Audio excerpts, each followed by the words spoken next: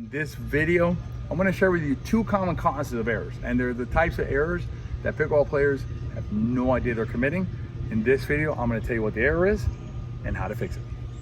Hello, my name is Tony Roig. I'm a master teaching professional and a pickleball instructor. Together with my partner, CJ Johnson, who's behind the camera today, you're going to see her in a second. We are Pickleball, like that on the shirt.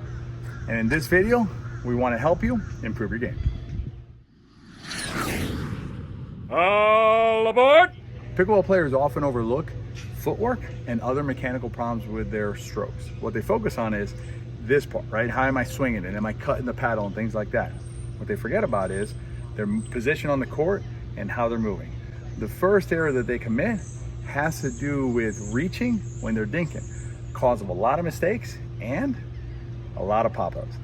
CJ, behind the camera, is gonna explain to us a little bit about the movement, and then she's gonna put it back on me, and we're gonna toss some balls, and we're gonna show you the difference between good movement and not so good movement. Footwork errors are so common in pickleball, and for the most part, we get a paddle, we go on to the courts, and we don't really think about how we move around the court, especially if you don't come from another racket sport. Even if you do come from another racket sport, the movement in pickleball is pretty unique. There's a lot of lateral movement, and that's not something that we do in everyday life. It's something we need to practice, and the more we can eliminate these mistakes, the more consistent we're going to be. When we're up at the MVZ line, we need to move laterally, right, like this. So if I'm standing here, for instance, and I have to dink the ball over here, what I'm going to do is I'm going to slide over like this in order to dink the ball. What a lot of players do is they'll take like a half a step or one step, plant, right, into their heel, and then reach. So what CJ's gonna do is she's gonna toss me a couple of balls. I'm gonna try and show you first good footwork, and then show you the incorrect footwork. And CJ's gonna be talking to you about what I'm doing as I'm doing it. All right, CJ, let's put a ball over here and see what happens. All right, so as he dinks, notice that Tony moves over to his left-hand side. He shuffles over. Now that time, the movement looked just a little bit different. Tony planted his foot, he reached out for the shot, and that caused the error. And CJ, what I noticed there was when I shuffled over, right, and I was able to keep my balance, I was able to keep good balance, and then execute the shot. The time that I planted my foot and I reached, that was a really hard shot, and frankly, put a lot of stress on my outer leg, CJ. So, do you think that it might be that some players are getting some injuries or overstraining that leg by playing that way? Anytime that we're not using proper footwork, we're putting stress on our hips, on our knees, and on our feet. And there's already enough stress on our lower limbs just from playing on primarily asphalt courts. So the better our footwork is, the less stress we put on our body. All right, let's show it to them again. So I'm gonna shuffle over first, film, shuffle, up, right? And now I'm gonna plant my left foot, and I'm gonna reach out to hit that ball. And you can see how much more strain there is, not just on my leg, on my body, my arm, and my stroke. When you're playing pickleball, right, CJ? Slide over before you hit the stroke. CJ, that was really helpful. So basically that shuffle step, right? When I planted my foot, man, that sucked. That was awful. So definitely shuffling over, way easier to hit. The other problem, CJ, that we see, right, is players rushing to the shots, right? I mean, it's like no understanding, right, of the difference between the movement, the hit, and the recovery. And a lot of errors occur that way, and we see it all the time, right? Pickleball is pretty unique, but that common error of running through the shot, and perhaps somebody's already told you that you do that you run through the shot.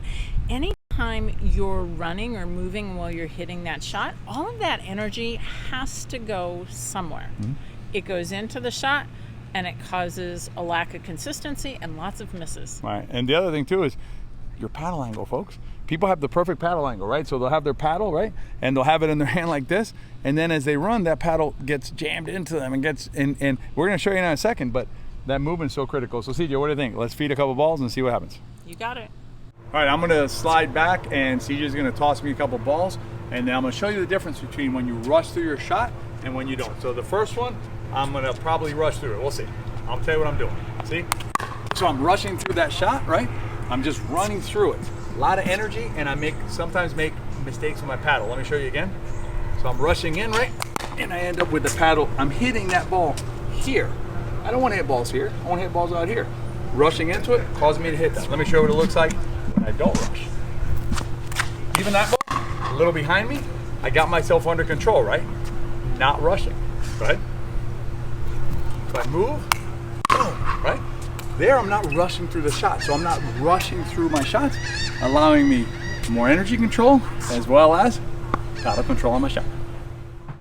Hey CJ, that was super helpful. So the two areas that we addressed today were what? Lateral movement and rushing, right? Rushing through the shot. And again, those are the two most common movements that we see. So make sure that you're taking your time. And if you need to, grab your phone, just like we did. Grab your phone, video yourself. You'd be able to see. You could tell when Tony was moving through the shot or when he stopped before he got to the ball. Very easy to see, and now you know the fix. And that's one of the things that we do inside the system, in the pickleball system that we have is, you know, we have several hundred players in there that are working through their journey with us, right?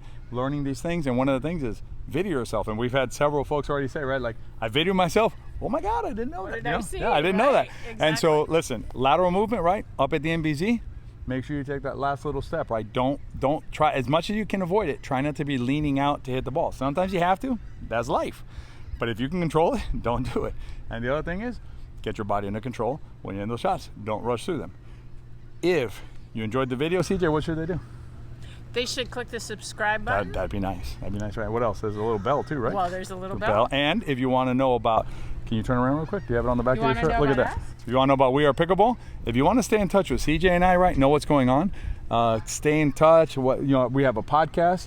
We have, what do we have? We have podcasts, blogs, it's crazy. videos, a whole entire pickleball summit. System. We have a summit coming up. Summit coming up. We're working Largest on that gathering right now. So WeArePickleball.com, right? You got it. All right. We'll see you there. Bye.